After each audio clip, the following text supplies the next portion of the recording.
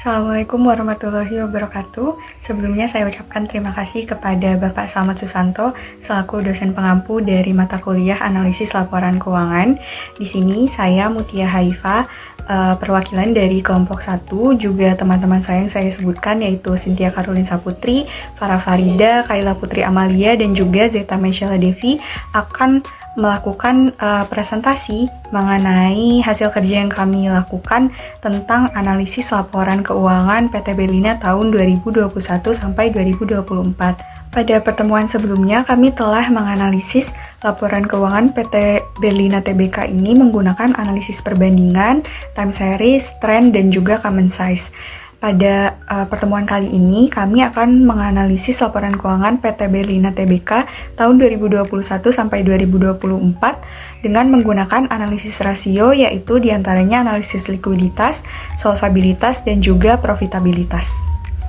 Seperti yang telah kami jelaskan pada pertemuan sebelumnya, bahwa PT Berlina Tbk ini merupakan PT yang bergerak dalam bidang manufaktur, yaitu dalam memproduksi plastik dan menjual kemasan plastiknya kepada perusahaan-perusahaan besar lain.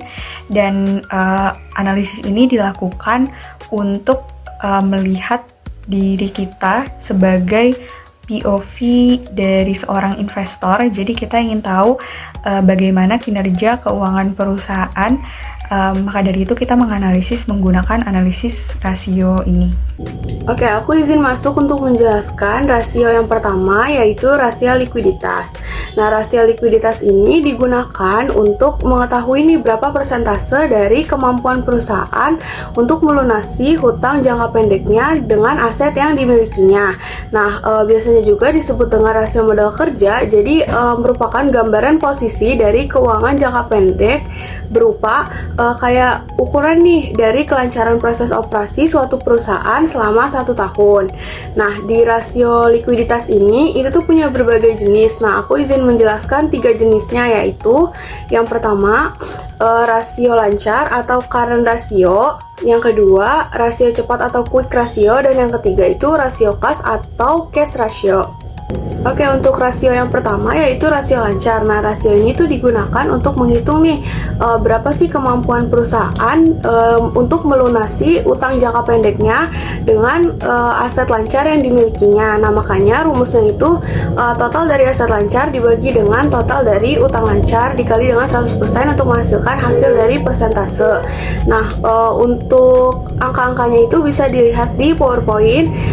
Itu sebesar 61,97% di tahun 2021, tahun 2022 itu 76,42%, tahun 2023 itu 105,45%, dan tahun 2024 itu 110,45%. Yang mana kalau di tahun 2021 dan 2022 itu masih terbilang belum baik karena belum mencapai 100%. Jadi maknanya adalah setiap Rp1 dari utang lancar hanya bisa dijamin oleh di bawah 100% dari si aset lancarnya. Sebagai contoh, di tahun 2021 itu kan cuma 61,97%. Nah, berarti setiap Rp1 dari utang lancar hanya bisa dijamin oleh 0,61 atau 62 dari si aset lancarnya. Jadi belum memenuhi. Nah, sehingga untuk meskipun setiap tahunnya itu bertambah, cuma di tahun 2021 dan 2022 itu masih belum terbilang cukup baik. Nah, kemudian untuk di tahun 2023 dan 2024 itu sudah termasuk baik karena sudah mencapai lebih dari 100% dari current ratio atau rasio lancarnya. Nah, untuk rasio yang kedua yaitu rasio cepat atau quick ratio. Nah, quick ratio ini sebenarnya mirip-mirip dengan rasio lancar tadi. Cuma bedanya kalau quick ratio ini itu tuh dikurang dengan persediaan, yang mana berarti total aset lancarnya itu dikurang dengan persediaan atau mengecualikan si persediaan. Nah, berarti rumusnya adalah total aset lancar dikurang dengan persediaan dibagi dengan utang lancar dikali 100% untuk menghasilkan hasil persentasenya. Nah, untuk di tahun 2021 itu menghasilkan angka sebesar 37,32%, tahun 2022 44,42%, di tahun 2023 66,39%, dan di tahun 2024 yaitu 65,18%. Nah, meskipun ini juga naik gitu ya persentasenya, cuma masih jauh dari angka yang standar atau angka baik, jadi masih jauh dari lebih dari 100%. Nah, seharusnya idealnya atau baiknya adalah lebih dari 100%. Nah, berarti maknanya tuh di sini kayak misal di tahun 2021 nih, 2021 itu kan cuma 37,32%, yang berarti setiap Rp1 dari utangnya hanya bisa dijamin oleh 0,37 dari aset lancar dikurang persediaan, yang maknanya kalau yang tadi rasio lancar itu kan semua dari aset lancarnya ya, rasio lancar tuh. Nah, tanpa mengecualikan si persediaan. Sedangkan di quick ratio atau rasio cepat ini itu tuh mengurangi atau mengecualikan si persediaan. Nah, makanya berarti ini kan persentase yang tadi sama yang sekarang itu cukup jauh ya. Nah, berarti tandanya si perusahaan ini tuh masih lumayan bergantung sama si persediaannya itu. Makanya ketika persediaannya itu dikecualikan, persentasenya itu langsung menurun drastis, meskipun ya masih naik gitu setiap tahunnya, cuma masih jauh di bawah angka standar, masih jauh di bawah 100%. Nah, makanya di sini bisa disimpulkan bahwa meskipun naik angkanya, tapi masih jauh di bawah angka standar, masih kurang baik gitu. Nah, kalau untuk rasio yang ketiga atau rasio kas atau cash ratio, nah ini tuh hanya mengandalkan kas ditambah dengan surat berharga dibagi dengan utang lancar. Nah, kalau yang tadi itu kan yang pertama rasio lancar itu total dari semua aset lancar. Nah, kalau yang quick ratio itu total dari aset lancar dikurang dengan persediaan. Nah, kalau yang sekarang, kalau yang cash ratio atau rasio kas, nah itu tuh hanya dengan kas ditambah dengan surat berharga, kemudian dibagi dengan utang lancar dikali 100% untuk menghasilkan persentasenya. Nah, bisa dilihat bahwa untuk tahun 2021 hanya menghasilkan 5,39%, tahun 2022 itu 8,18%, tahun 2023 itu 16,88%, dan di tahun 2024 itu 17,26%. Nah, di sini tuh sama juga ya analisisnya kayak yang tadi. Meskipun dia naik dari tahun ke tahun, cuma masih jauh di bawah angka standar, bahkan 50% aja nggak nyampe gitu. Jadi kalau untuk dilihat dari si kasnya ditambah surat berharganya sendiri, berarti setiap misalnya di tahun 2021 nih, setiap Rp1 dari utang lancar hanya bisa dijamin oleh 0,5 dari kas ditambah surat berharganya, kayak gitu. Jadi sebenarnya sama analisisnya kayak yang rasio lancar maupun rasio cepat. Jadi berarti perusahaan ini tuh masih kurang baik gitu dalam melunasi utang jangka pendeknya. Baik, kita lanjut ke pembahasan analisis rasio likuiditas yang berikutnya, yaitu rasio perputaran kas atau cash turnover ratio, di mana kita menggunakan rumus penjualan dibagi kas pada tahun yang berjalan. Dan di sini ada hasil yang menunjukkan bahwa tahun 2021 menghasilkan angka sebesar 36,84, tahun 2022 sebesar 40,27, tahun 2023 sebesar 20,54, dan tahun 2024 sebesar 29,92. Di mana di sini interpretasinya bahwa di tahun 2021 dan 2022 itu menunjukkan efisiensi penggunaan modal kerja dalam menghasilkan penjualan. Dan karena di tahun 2021 dan 2022 ini memiliki angka yang cukup tinggi yang hampir menembus angka 40. Dan di tahun 2023 penurunan, dan penurunan ini juga hampir separuhnya. Ini mengindikasikan bahwa penurunan efisiensi sebelum kembali membaik di tahun 2024. Tapi secara keseluruhan, meskipun sempat menurun di tahun 2023 tersebut, kinerja perputaran kas menunjukkan kemampuan yang relatif baik dalam mendukung aktivitas operasionalnya. Baik, kita lanjut ke analisis rasio likuiditas yang kelima, yaitu akun receivable turnover ratio atau rasio perputaran piutang. Nah, di sini angkanya lebih kecil dibanding dibanding perputaran kas, di mana tahun 2021 itu menunjukkan angka sebesar 11,44, 2022 menunjukkan 12,24, 2023 11,43, dan tahun 2024 sebesar 12,68, di mana angka-angka tersebut relatif stabil karena hampir sama angkanya, di mana ini kisaran 11 sampai 13 kali selama 2021 sampai 2024. Dengan rata-rata waktu penagihan juga kurang dari 1 bulan tahun 2022 dan 2024 menunjukkan ada sedikit perbaikan efektivitas penagihan, sementara di tahun 2021 dan 2023 itu sedikit lebih lambat untuk penagihannya. Tapi secara keseluruhan, kondisi ini mencerminkan pengelolaan piutang pada perusahaan cukup sehat dan juga mampu menjaga arus kas masuk ke perusahaan. Dan kita masuk ke analisis rasio likuiditas yang terakhir, yaitu rasio perputaran persediaan atau inventory turnover ratio. Di sini kita menggunakan rumus harga pokok penjualan dibagi persediaan. Dan di sini menghasilkan angka tahun 2021 sebesar 6,53 dan tahun 2022 sebesar minus 6,22, 2023 6,54 dan tahun 2024 sebesar minus 5,76. Di mana interpretasi dari angka-angka tersebut itu pada tahun 2021 dan 2023 persediaan berputar sekitar setiap 55 hari, sehingga ini cukup efisien. Tapi di tahun 2022 dan 2024 menilai negatif, mencerminkan adanya ketidakseimbangan antara harga pokok penjualan dan persediaan yang bisa disebabkan oleh salah satunya model kerja negatif atau pencatatan yang tidak wajar. Kondisi ini menunjukkan bahwa pengelolaan persediaan perusahaan masih belum konsisten dan perlu diperhatikan agar tidak mengganggu kinerja perusahaan. Selanjutnya, aku izin menjelaskan terkait rasio solvabilitas, di mana rasio ini digunakan untuk mengukur kemampuan perusahaan dalam melunasi semua kewajibannya, baik itu dalam jangka pendek maupun jangka panjang.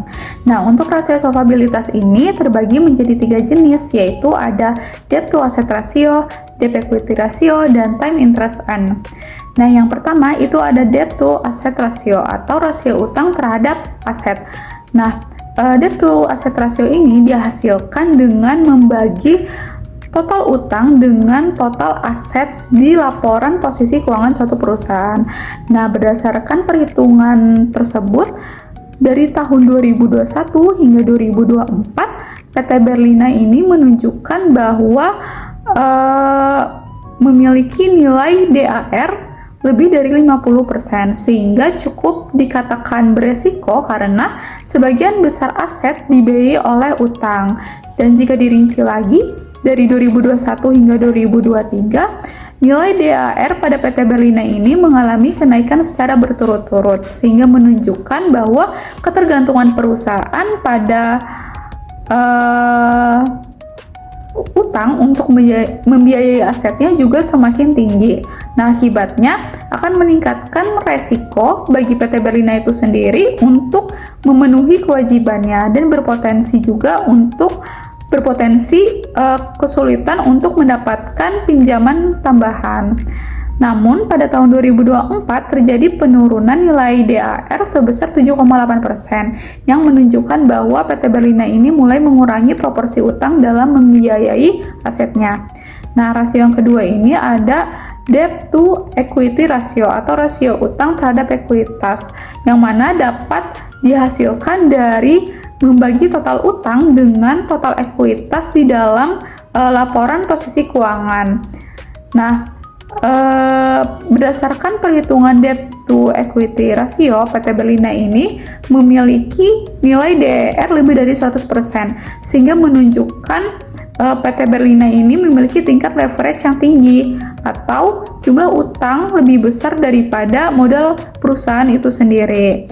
Nah, jika diperinci dari tahun 2021 hingga 2023, nilai DAR pada PT Berlina ini mengalami kenaikan secara berturut-turut. Nah, akibatnya resiko keuangan lebih besar karena perusahaan ini lebih bergantung kepada utang daripada modal itu sendiri. Namun pada tahun 2024 terjadi penurunan nilai DER sebesar 46,27% yang menunjukkan bahwa PT Berlina ini mulai mengurangi proporsi utang dalam struktur permodalannya. Oke teman-teman, selanjutnya saya akan menjelaskan tentang rasio time interest earned atau biasa kita sebut TIE. Apa sih time interest earned itu? Time interest earned itu adalah ukuran yang dipakai untuk melihat seberapa besar kemampuan perusahaan dalam menutup beban bunga dengan laba operasionalnya atau biasa kita sebut EBIT. Caranya sederhana, rumusnya itu TIE sama dengan EBIT dibagi beban bunga. Kalau hasilnya besar, artinya perusahaan itu punya laba operasi yang baik, bahkan lebih untuk membayar bunga dalam kondisi yang aman.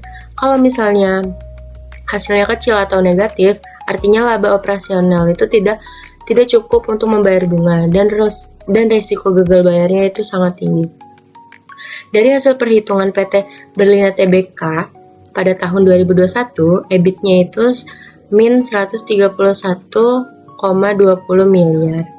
Dengan beban bunga 85,84 miliar.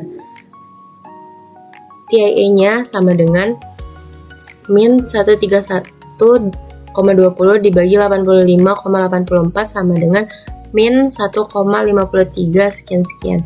Artinya perusahaannya itu rugi, yaitu EBIT-nya negatif karena laba operasionalnya belum cukup tapi justru minus, sehingga bunganya itu tidak bisa ditutup dari laba. Dan semua pembayaran bunga itu harus diambil dari utang baru untuk cadangan kas. Terus pada tahun 2022, EBIT-nya itu min 75,80 miliar dengan beban bunga 80.000 miliar, yang berarti TIE-nya min 75,80 dibagi 85.000 sama dengan min 0,89 sekian, artinya masih rugi. Posisinya sedikit membaik dibanding 2021, tapi tidak dapat kemampuan bayar bunga dari beban operasional, jadi resikonya tetap tinggi. Lalu pada tahun 2023, EBIT-nya itu min 23,60 miliar dengan beban bunga 77,60 miliar dengan TIE sama dengan min 22,80 dibagi 77,60 sama dengan min 0,29 sekian-sekian. Artinya ruginya semakin mengecil, tapi tetap masih negatif. Masih tidak ada kemampuan bayar bunga dari laba operasionalnya, jadi resiko gagal bayarnya itu tetap besar. Lalu pada tahun 2024 EBIT-nya itu 20,50 miliar dengan beban bunga 80,30 miliar, yang berarti TIE-nya sama dengan 20,50 dibagi 80,30 sama dengan 0,26 sekian. Artinya perusahaan itu sudah balik mencatat laba operasinya, tapi masih jauh banget dari cukup. Dari setiap Rp 1% bunganya yang harus dibayar, laba operasional itu baru bisa nutup Rp 0,26. Sisanya tetap harus ditutup dari laba operasi. Jadi kesimpulannya, selama 2021 hingga 2023, kondisi PT Tbk ini sangat berat. PT Berlina Tbk ini sangat berat karena selalu mencatat kerugian operasional, sehingga rasio TIE-nya itu masih negatif. Ini berarti perusahaannya itu sama sekali tidak punya kemampuan untuk menutup beban bunga dari laba operasionalnya. Tahun 2024 ada sedikit perbaikan. Pada EBIT-nya itu positif, tapi masih terlalu kecil dibanding bunga yang harus dibayar. TIE hanya 0,26x, itu masih jauh dari standarnya, yaitu kurang lebih dari 3 kali.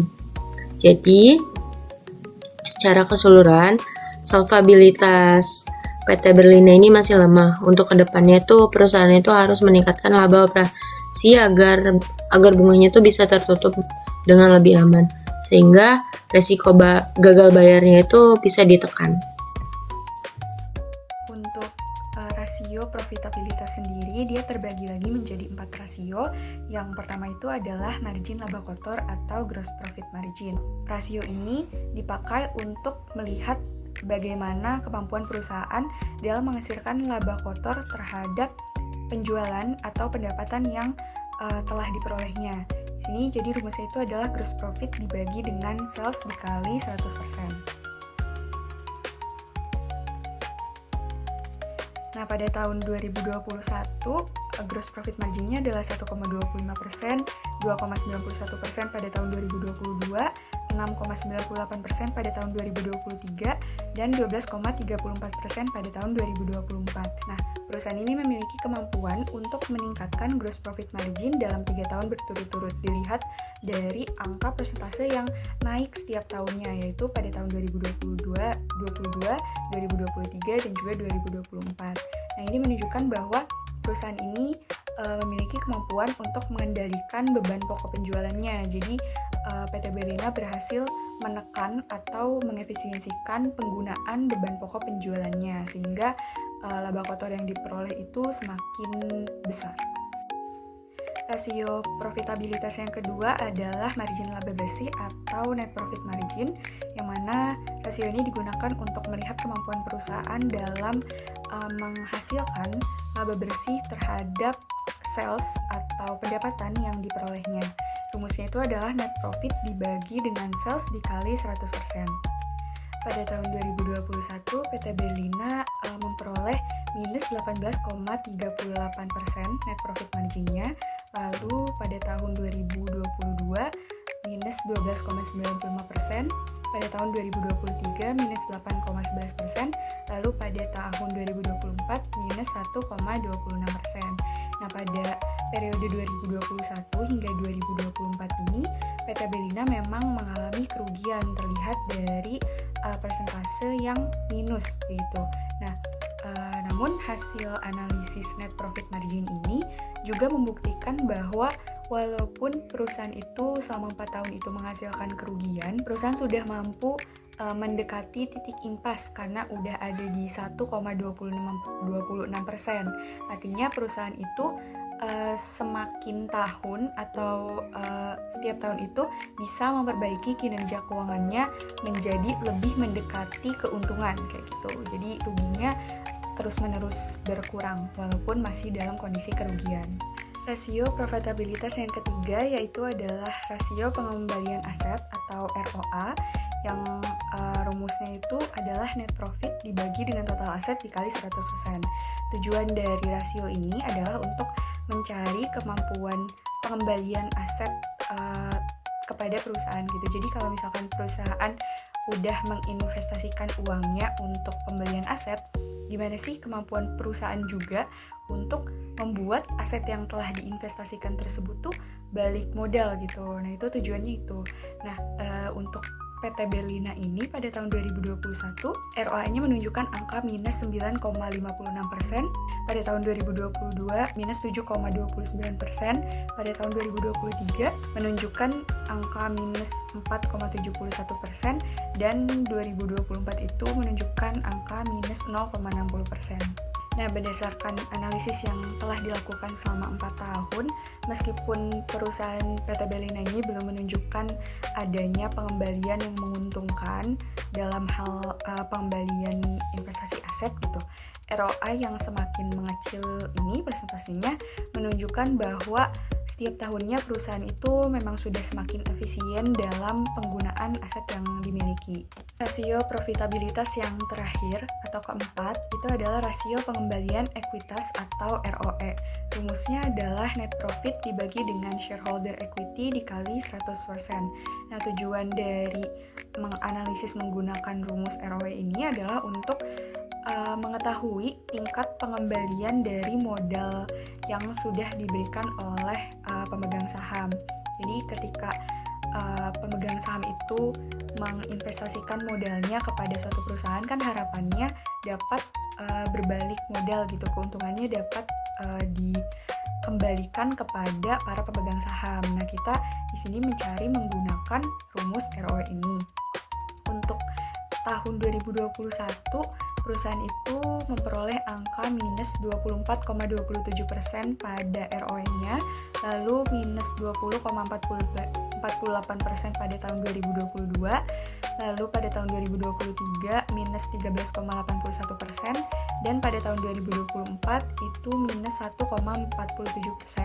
Lagi-lagi PT Berlina ini menunjukkan bahwa memang belum menghasilkan keuntungan atau pengembalian yang positif kepada pemegang saham. Namun persentase ROE yang lagi-lagi semakin mengecil gitu, dari 24 terus habis itu 20 terus habis itu 13% dan akhirnya menunjukkan 1,47%, itu artinya pengembalian itu semakin mendekati titik impas gitu. Mungkin bukan pengembalian ya jatuhnya, karena masih rugi, tapi ruginya itu semakin mendekati titik impas. Artinya perusahaan itu semakin bisa berupaya untuk meningkatkan profitabilitasnya terhadap para pemegang saham.